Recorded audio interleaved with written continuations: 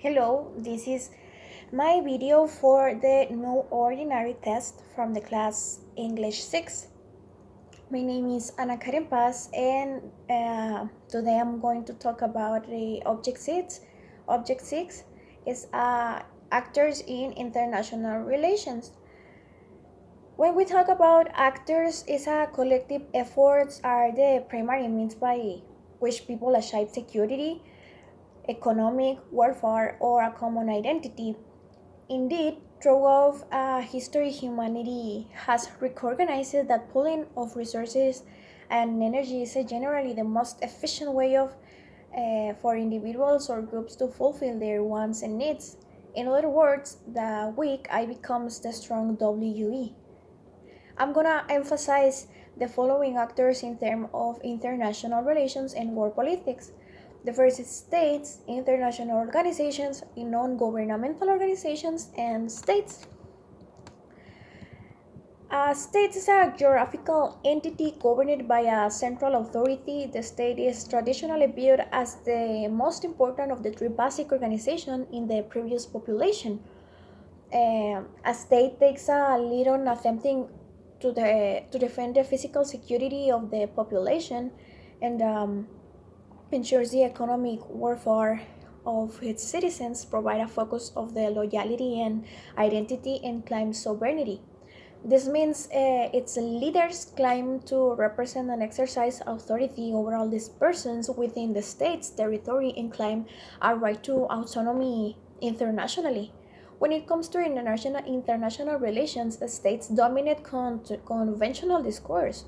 Non-governmental movements such as insurgencies and terrorist groups may attack particular states, but very often their goal is either to take over the reins um, of power in obstacles to achievement of security, economic identity when they try to persecute their own citizens, pursue counterproductive economic policies, and demand complete and undivided loyalty to the point where no dissent they allow it. In addition, in their pursuit of security, state clash with one another, leading to international tension and perhaps war.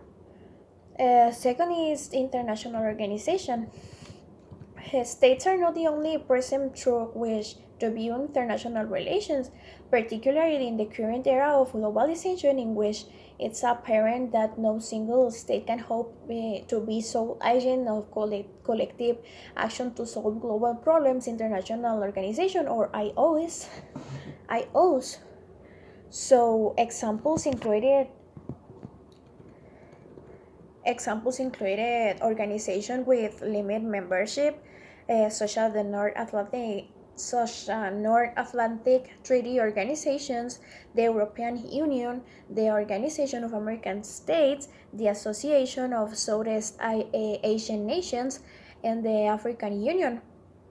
The best no universal IO is the United Nations, and we know that membership of the UN open for all states, and non-governmental organization or NGOs are even individuals try to influence the nation and other organization and governments lobbying, persuading international and nation decisions maker at the staffs, holding conferences or their own, and publishing the views at the mass media, including internet website, blogs, and social networking sites. The third is a non-governmental organization. The third is adopted earlier. In recent years, there has been a veritable explosion in the number of non-governmental organizations, as the suggests NGOs are composed of private, non-state international actors that could actors national boundaries is a regret for we identify four categories in NGOs for interest and importance to use in the study international relations and world politics. In this case, the first is private sector economic organization. Although some writers reserve the term NGO for non-profit organization.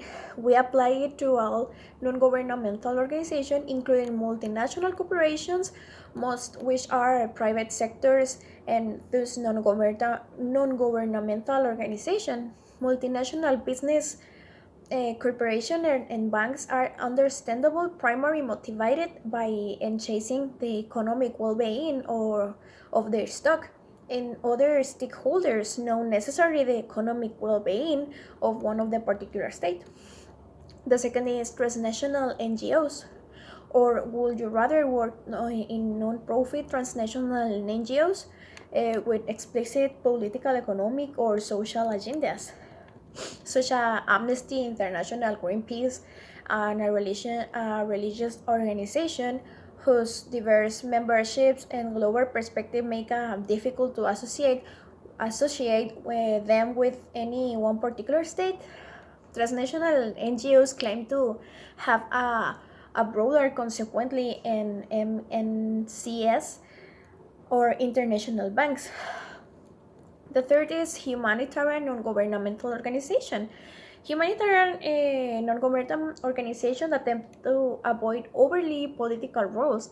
The best examples are humanitarian relief organizations such as Doctors Without Borders and myriad of transnational programs in Africa and Asia that seek to improve the quality of little of the poor. Four is a non-state armed groups, like terrorists often claim they represent a border consequence. Transnational criminal organizations prefer to focus on their narrow economic agendas, becoming involved in politics only when the pursuit of their governing gains is threatened. In the past, terrorist activity tended to more localized, often contained of the borders of the particular state. Most recent is the globalization of terrorism by such networks as Al Qaeda, whose affiliates are said to operate in more than a dozen countries. In for the last point is individuals. Individuals are focused on the three broad categories of organizations in international relations, but what about the average human being? Individuals certainly make a difference when whether Mahatma Gandhi in India and Nelson Mandela in South Africa, but even those illustrators leaders found the cause must be associated with an organization in the forming to be a tribe.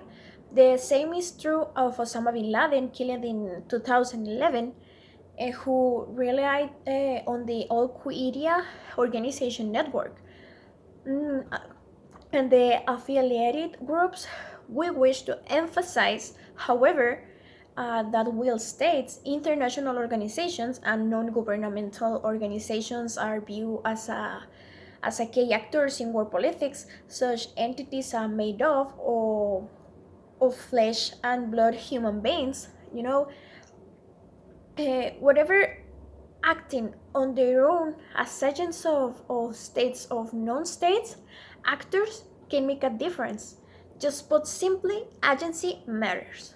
So that's it for my video. Thank you so much for watching.